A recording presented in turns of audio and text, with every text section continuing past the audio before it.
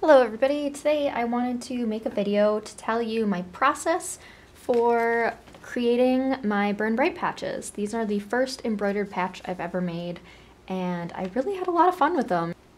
So I'm going to take you through my process of start to finish how I made these. First thing about these drawings is I took the concept from a drawing I did a while back. I think back last November I did some conventional weapons, kind of like a flash sheet.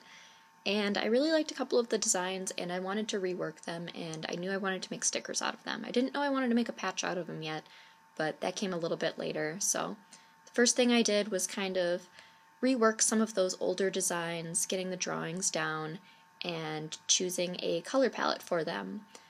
I ended up going with this primary color palette just because I wanted something really punchy and fun, and those were some of the colors I associated with the songs that these were inspired by.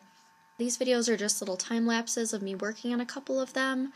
I use a water-soluble colored pencil to do the drawing, then I used Tombow dual brush pen markers, and then my Pentel brush pen for the ink. With these drawings, some of them I left the backgrounds white, so with the Hopeless For You one, I knew I wanted to add in the color digitally just because it would be a lot easier with the type of design rather than going around everything, kind of like I did with this one. For this one I knew I wanted to have that textured background, so I went ahead and just filled it in manually, like with actual pens and markers and stuff. I also used just a regular Sharpie for some of the lettering because I wanted it to have the same thickness. That ended up working really well for that. After that, I scanned them in. I just used the scanner that's attached to my printer. It's nothing fancy.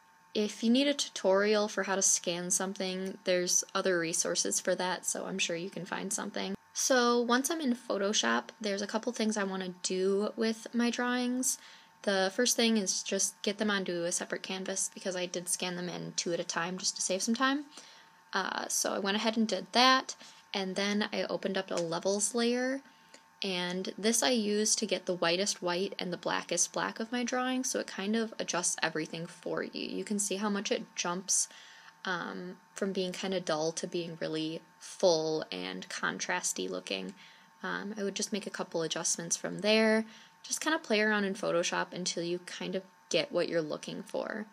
This one I had to edit the text separately, so if you're not following along with what I'm doing here, I'm just using layer masks to use a levels layer only on part of it. I'm not a Photoshop help channel, so if you need more information on this, I'm sure you can find a tutorial on YouTube. Just look for something with layer masking. And the reason I did this is because after I edited the illustration part, the text just wasn't coming up as bold. So I wanted to make sure that those reds were that true red and everything looked correct.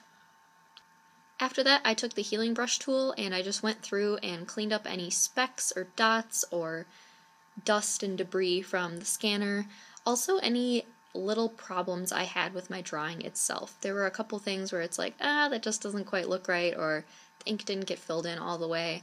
I did end up going back in and doing quite a bit more editing for the patch version of this for the sticker. It didn't have to be super precise, but when I did make the patch, I cleaned it up, made them flat colors, took away some of the smaller details that wouldn't show through once it was made into an actual patch. Then I made sure that everything fit inside of a circle nicely. When you're making stickers, it's good to have a bleed area around your design so that nothing gets cut off when the manufacturer makes them. You want to have a little bit of area that goes over the edge. This is also helpful if you're making patches or pins or anything like that. When I do my pins for my shop, you need quite a bit of bleed area to wrap around the whole edge of the pin. That you don't want your design to be within that, otherwise it'll get cut off. So after all of your editing is done, you can start sending them off into production. Who you choose to get your things produced by is kind of up to you. I advise you to do your own research. All of these items that you saw in the video today are up in my shop. You can go to ambermars.com to check it out. And I also have some Halloween stuff up right now, and I'm also launching a new pin, sticker, patch bundle pack, so you can still pick one up for the holidays if you like. Thank you so much for watching, and I'll see you guys next time. Bye!